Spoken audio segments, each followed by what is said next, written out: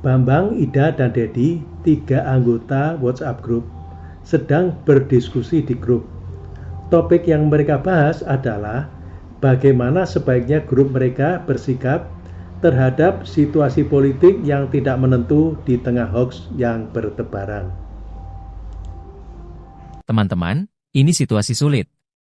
Politik kita makin panas, berita simpang siur, hoax di mana-mana. Di grup kita sendiri, beberapa orang mulai debat politik. Menurutku, kalau dibiarkan, bisa memicu perpecahan. Apa kita sebaiknya melarang saja diskusi politik di grup? Aku paham kekhawatiranmu, Mas Bambang. Tapi aku juga takut kalau kita melarang diskusi politik, kita malah memupuk sikap apatis. Orang-orang jadi makin cuek dengan situasi bangsa. Padahal, memahami politik itu penting, kan? Aku setuju sama Ida, kita nggak bisa pura-pura hidup di dunia tanpa politik. Semua aspek kehidupan kita, pendidikan, kesehatan, ekonomi, dipengaruhi kebijakan politik. Kalau kita larang diskusi, bagaimana orang bisa belajar memahami? Benar, tapi lihat sisi lainnya, Dedi. Banyak dari kita belum terbiasa berdiskusi politik secara sehat. Diskusi seringkali berubah jadi adu emosi, apalagi kalau sudah soal pilihan capres atau partai. Grup kita ini bukan tempat debat kusir, kan? Mas Bambang ada benarnya. Tapi bukankah ini justru tantangan buat kita? Bagaimana caranya menciptakan ruang diskusi yang sehat? Kalau kita hanya takut pada perpecahan, kapan kita belajar menyikapi perbedaan? Tepat sekali Ida, aku rasa solusinya bukan melarang, tapi menetapkan aturan main. Misalnya, kita sepakati untuk berdiskusi dengan kepala dingin, tanpa menyerang pribadi, dan mendukung argumen dengan fakta, bukan emosi. Aturan itu bagus di teori, Dedi. Tapi bagaimana kita mengawasinya? Kalau ada anggota yang melanggar, siapa yang bertanggung jawab menegur? Dan bagaimana kita tahu berita yang dibagikan itu benar, sementara hoaks di mana-mana? Masalah hoaks memang sulit, Mas Bambang.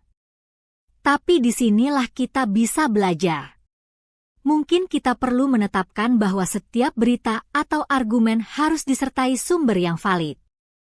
Kalau tidak bisa diverifikasi, lebih baik tidak dibahas.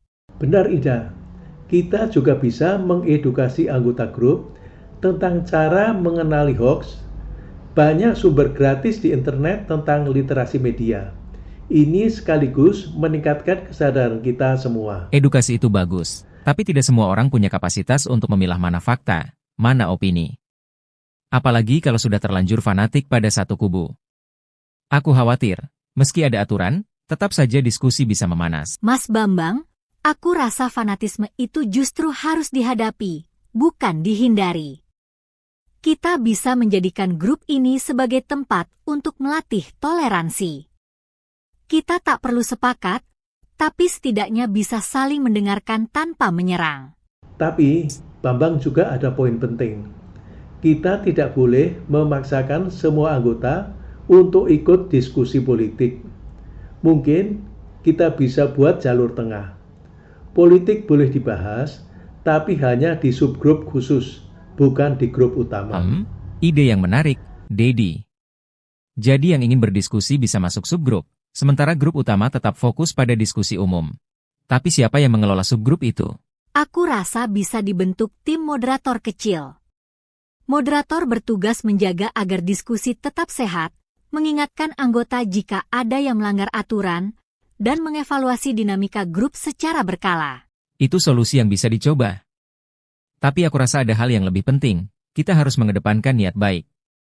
Kalau semua anggota punya niat untuk belajar, bukan menyerang, diskusi apapun bisa berjalan lebih baik. Setuju Bambang, jadi intinya bukan soal boleh atau tidak berdiskusi politik, tapi bagaimana kita menciptakan budaya diskusi yang sehat dan saling menghormati. Dan jangan lupa, kita perlu fleksibel. Kalau subgrup itu tidak efektif atau malah menimbulkan masalah baru, kita bisa mengevaluasi ulang. Yang penting, Kita mau terus belajar sebagai komunitas. Oke, aku sepakat.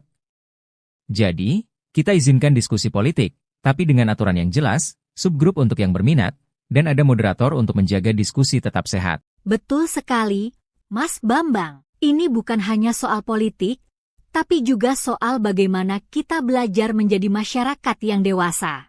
Dan semoga grup kita bisa menjadi contoh bagaimana berdiskusi politik tanpa kehilangan rasa persaudaraan. Mereka bertiga tersenyum, sepakat untuk mencoba pendekatan baru di grup WhatsApp mereka, sambil tetap siap mengevaluasi jika ada hal yang perlu diperbaiki. Bagaimana menurut Anda? Tuliskan pendapat Anda di kolom komentar. Sampai jumpa di video berikutnya.